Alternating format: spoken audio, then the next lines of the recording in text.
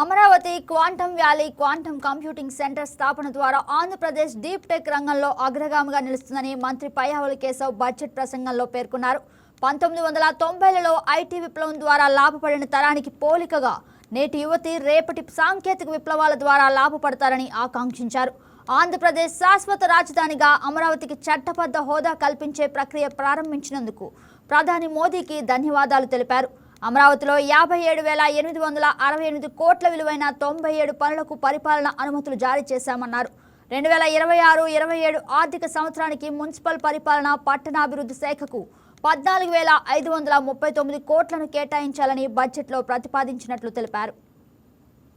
ప్రజల రాజధాని అమరావతి అభివృద్ధికి మద్దతు అందించిన గౌరవ ప్రధానమంత్రి శ్రీ నరేంద్ర మోడీ గారికి హృదయపూర్వక కృతజ్ఞతలు.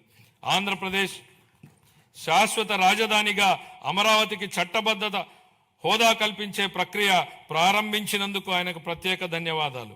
వివిధ ఆర్థిక సంస్థల ద్వారా స్వయం సమృద్ధి నమూనాలో నిధులను సమీకరించి పనులను వేగవంతంగా ముందుకు తీసుకెళ్తున్నాం.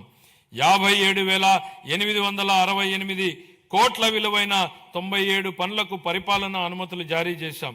ఇది మా ప్రభుత్వం ప్రజల రాజధాని అమరావతిని నిర్మించాలనే నిబద్ధతకు స్పష్టమైన నిదర్శనం. 2026-27 ఆర్థిక సంవత్సరానికి మున్సిపల్ పరిపాలన మరియు పట్టణాభివృద్ధి శాఖకు 14,539 కోట్లను కేటాయించాలని నేను ప్రతిపాదిస్తున్నాను. మా ప్రజల రాజధాని అమరావతి అభివృద్ధికి మద్దతు. Please subscribe to YK TV Network. Please subscribe to YK TV. Please watch YK News.